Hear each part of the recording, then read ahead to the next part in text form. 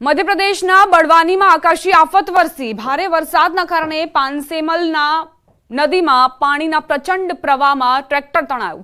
ઘાસની ઘાસણીની જેમ ટ્રેક્ટર પાણીમાં તણાઈ ગયું। ડ્રાઈવરે ટ્રોલીમાંથી કૂદીને પોતાનો જીવ બચાવ્યો। નદીમાં રેતી ભરતી વખતે સમગ્ર ઘટના બની હતી। પાનસેમલમાં નદીનો ધસમસતો પ્રવાહ જુઓ અને એ વચ્ચે કઈ રીતે ડ્રાઈવરે ટ્રોલીમાંથી કૂદીને પોતાનો જીવ બચાવ્યો। આજે ટ્રેક્ટર ટ્રોલી હતી તે જળ સમાધિ લેતી જોવા મળી છે। પાણીના પ્રચંડ પ્રવાહ સામે જે ડ્રાઈવર છે તે પણ નતમસ્તક થઈ ગયા અને તેમણે જીવ બચાવી લીધો પાણીમાં કૂદીને।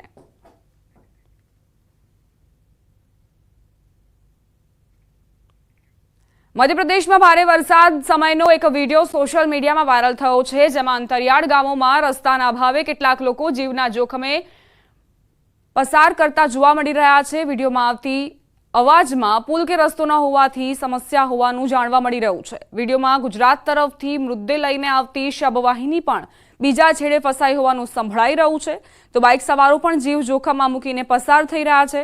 આ વિડીયો પાટી જિલ્લાના ચિચવાનિયા ગામનો છે।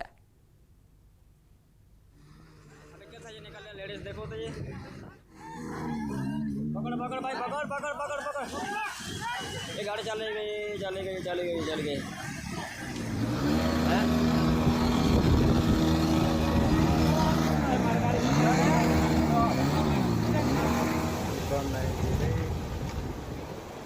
पार्टी जिला बढ़वानी ये भाई है जी। अब ये चितवानी का समाचार राजस्थानના સવાઈ માધોપુરથી, જ્યાં ભારે વરસાદથી નદી નાળા છલકાયા। સતત વરસાદના પગલે ડેમ ઓવરફ્લો, પાણી જોરદાર પ્રવાહમાં કેટલાક યુવાનો જીવના જોખમે મોજ મસ્તી કરતા જોવા મળ્યા। સવાઈ માધોપુરમાં મુશળધાર વરસાદના કારણે શહેરના બજારો બેટમાં ફેરવાયા। અનેક દુકાનોમાં પાણી ઘૂસી જતા દુકાનદારોને પણ મુશ્કેલીનો સામનો કરવો પડ્યો। મુખ્ય માર્ગ પર પાણી ભરાતા વાહન વ્યવહાર ખોરવાયો। આશ્ચર્યની વાત એ હતી કે એનીકટ પરના વહેતા પાણીમાં પણ લોકો પોતાના જીવની ચિંતા કર્યા વિના નહાવાની મજા માણતા જોવા મળ્યા।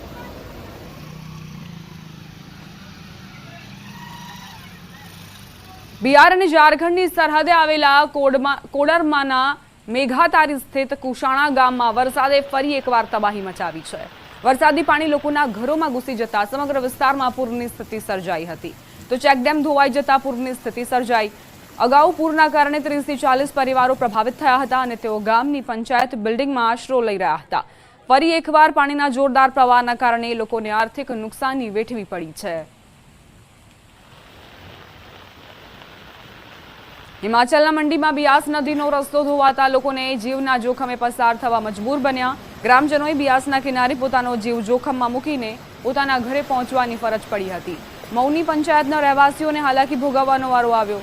મહત્વનું છે કે ગયા વર્ષે બિયાસ નદીમાં આવેલા પૂરના કારણે ગામનો રસ્તો સંપૂર્ણપણે ધોવાઈ ગયો હતો। પંચાયત દ્વારા 1 લાખના ખર્ચે બનાવેલ રોડ 4 દિવસથી પણ ઉપયોગમાં લઈ શકાયો નથી।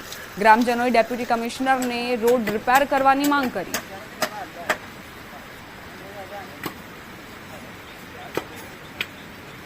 મધ્યપ્રદેશના મોરેનામાં પગરા ડેમ ઓવરફ્લો થયો। સારા વરસાદના કારણે 10 વર્ષ બાદ ડેમ છલકાયો। ડેમના દરવાજા ખોલાતા નીચાણવાળા વિસ્તારોને એલર્ટ કરાયા। શ્યોપુર, શિવપુરી, વિજયપુર અને પહાડગઢ વિસ્તારમાં વરસાદના કારણે ડેમમાં પાણીની ભારે માત્રામાં આવક નોંધાઈ છે।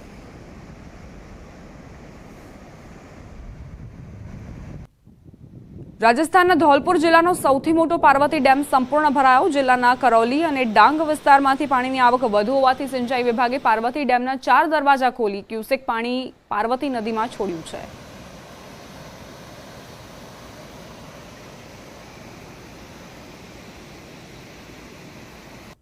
ઉત્તરાખંડમાં વરસાદ બાદ પહાડો પર ઠેર ઠેર ભૂસ્ખલન। ચમોલીમાં ભૂસ્ખલનનો ખતરનાક વિડીયો સામે આવ્યો। કર્ણપ્રયાગ માર્ગ પર અચાનક અડધો પહાડ તૂટીને રસ્તા પર આવી ગયો। ચમોલીમાં વરસાદ પછી કર્ણપ્રયાગ પોખરી મોટરવે પર અચાનક અડધો પહાડ તૂટીને રસ્તા પર આવી ગયો। તસવીરમાં જોઈ શકાય છે કે કેટલા મોટા વૃક્ષો તૂટીને રસ્તા પર આવી રહ્યા છે।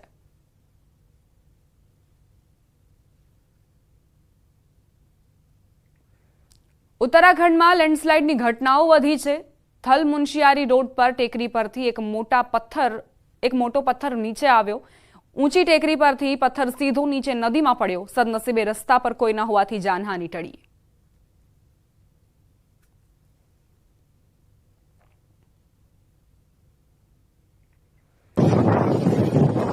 વાત હવે બાંગ્લાદેશની કરીએ, જ્યાં આકાશી આફતનો કહેર જોવા મળી રહ્યો છે। ધોધમાર વરસાદ અને ભૂસ્ખલનથી લોકોના જીવ જોખમમાં મુકાયા। માસૂમ બાળકો સહિત અનેક લોકો પૂરમાં ફસાયા છે। બાંગ્લાદેશમાં પૂરના હચમચાવી દેતા દ્રશ્યો સામે આવ્યા।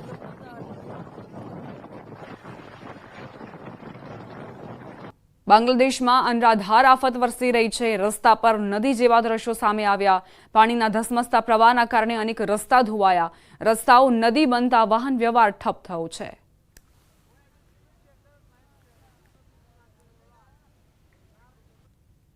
આખું બાંગ્લાદેશ પૂરમાં ડૂબ્યું।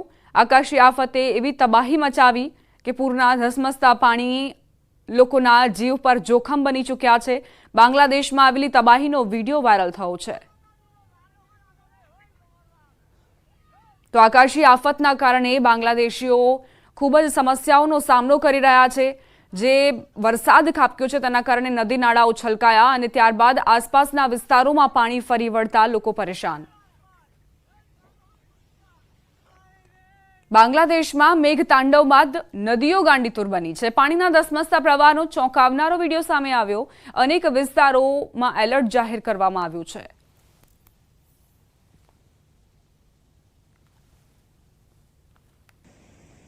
સ્પેનમાં ભારે વરસાદ બાદ સેલા વિસ્તાર જળબંબાકાર। કોતરોમાં પાણીનો ધસમસતો પ્રવાહ વહેતો જોવા મળ્યો। કોતરોમાં પાણીના પ્રચંડ પ્રવાહનો વિડીયો સામે આવ્યો।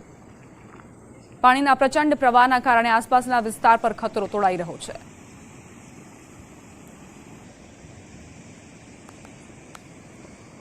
જાપાનના ટોક્યોમાં ભારે વરસાદ બાદ પૂરની સ્થિતિ સર્જાઈ છે। ટોક્યોના રસ્તા પર પાણીનો ધસમસતો પ્રવાહ વહેતો થયો। લોકોને હાલાકીનો સામનો કરવો પડ્યો।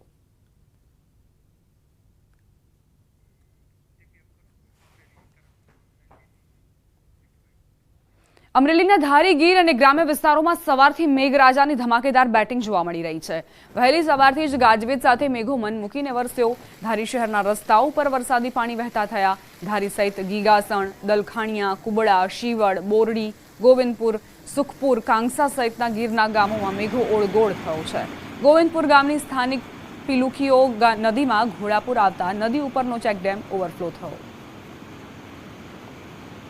તો અમરેલીના ધારીમાં કઈ રીતે વરસાદ વરસ્યો, મેઘરાજા મન મૂકીને વરસ્યા તેની તસવીરો સામે આવી છે। નદી જળાશયમાં પણ નવા નીરની આવક થઈ છે। અમારા સંવાદદાતા રાજન જોડાઈ ગયા છે વધુ જાણકારી સાથે। રાજન, કયા કયા વિસ્તારોમાં વરસાદ ખાબક્યો અને નદી જળાશયોની શું સ્થિતિ?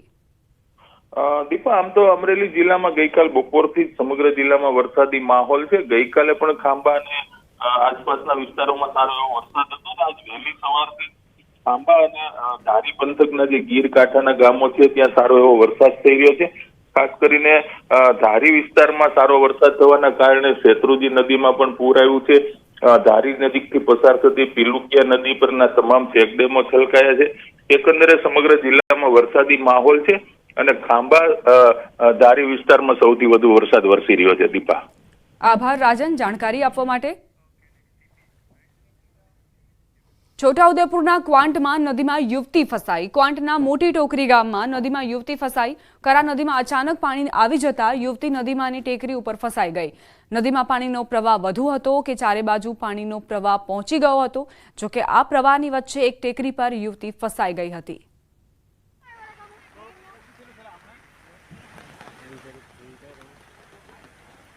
તો ચારે બાજુ પાણી જ પાણી અને તેની વચ્ચે આ યુવતીના જીવ પર જોખમ। એકાએક જ પાણીનો પ્રવાહ વધ્યો અને તે ફસાઈ ગઈ। તે સક્ષમ ન હતી કે નદી પાર કરીને ફરી એક વખત કાંઠાના વિસ્તારમાં આવી શકે અને તેનો વિડીયો પણ અત્યારે સામે આવ્યો છે કઈ રીતે ટેકરી પર યુવતી ફસાઈ ગઈ હતી। ચારે બાજુ પાણી જ પાણી વચ્ચે તે ભયનો સામનો કરી રહી હતી। છોટાઉદેપુરમાં જે ભારે વરસાદ વરસ્યો, કરા નદીમાં જે પાણીનો પ્રવાહ આવ્યો તેના કારણે આ યુવતી પર જોખમ સર્જાયું। સમાચારોમાં આગળ વધીએ। ગુજરાત વિધાનસભામાં ચાલતા ચોમાસુ સત્રનો આજે ત્રીજો અને અંતિમ દિવસ છે। સત્રનો પ્રારંભ પ્રશ્નોત્તરીથી જાતિ આધારિત વસ્તી ગણતરી મુદ્દો રહેશે। સામાજિક આર્થિક ગણતરી કરાવવાના મુદ્દા પર ગૃહમાં ચર્ચા કરવામાં આવશે। તો ટૂંકું આ સત્ર બોલાવવામાં આવ્યું। ચોમાસુ સત્ર અને આજે તેનો ત્રીજો અને અંતિમ દિવસ છે। સામાજિક આર્થિક ગણતરી મુદ્દે પણ ગૃહમાં ચર્ચા થશે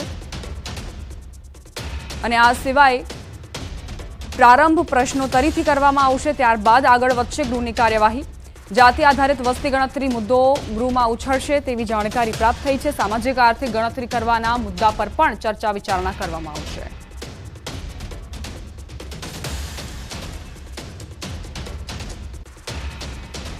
વિધાનસભા ગૃહમાં ઐતિહાસિક નશાબંધી સુધારા વિધેયક બિલ બહુમતીથી પસાર થયું.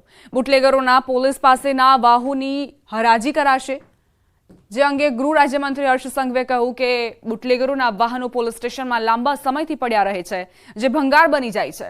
બુટલેગરોના પોલીસ પાસેના વાહનોની હરાજી થશે. કોર્ટની મંજૂરી બાદ વાહનોની હરાજી કરાશે. ઐતિહાસિક સુધારો લાવવામાં આવ્યો છે. સૂચિત સુધારા બાદ વાહનોની હરાજી થશે, જે માટે આવનારા દિવસમાં ઓનલાઈન ઓક્શન કરવામાં આવશે. ગુજરાતની વિધાનસભામાં ગુજરાત 2024નું વિધેયક ક્રમાંક 11 ગુજરાત નશાબંધી સુધારા વિધેયકની ઐતિહાસિક પસાર થયું છે. દારૂબંધીમાં બુટલેગરો દ્વારા વપરાતી ગાડીઓ, વાહનો જે વર્ષોથી રાજ્યના વિવિધ પોલીસ સ્ટેશનોની બહાર ઢગલાબંધ ભેગી કરવામાં આવતી હોય છે.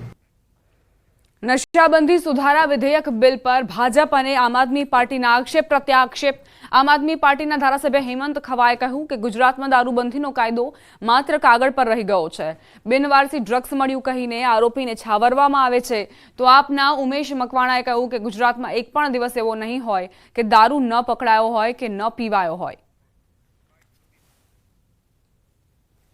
ગુજરાતના યુવાનો ડ્રગ્સ, એમડી, મેકડ્રોનના રવાડે ચડી રહ્યા છે અને એનું યુવાધન બરબાદ કરી રહ્યા છે. ત્યારે આ કાયદો વધુમાં વધુ સખત બનાવવામાં આવે. અવારનવાર બિનવારસુ ડ્રગ્સ મળ્યું એવું કહી અને આનું નેટવર્ક ચલાવતા ગુનેગારોને છોડી દેવામાં કે છાવરવામાં આવતા હોય છે.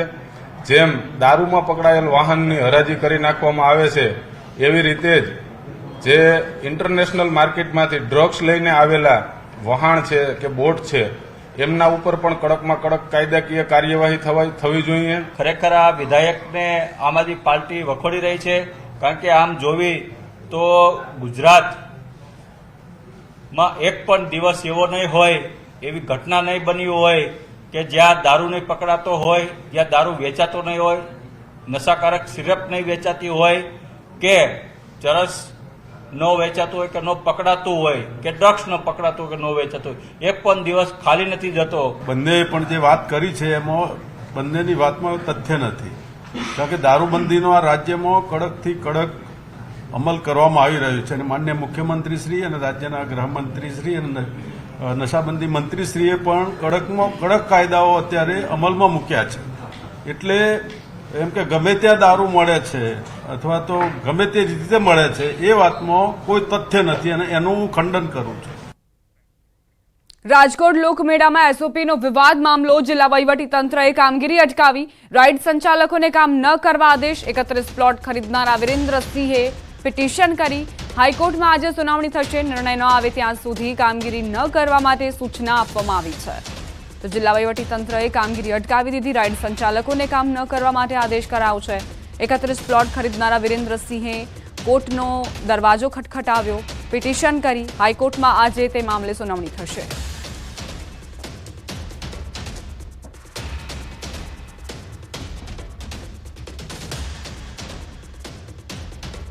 બુલેટિનમાં રોકાઈશું એક નાનકડા વિરામ માટે. આપ જોતા રહો ન્યૂઝ 18 ગુજરાતી.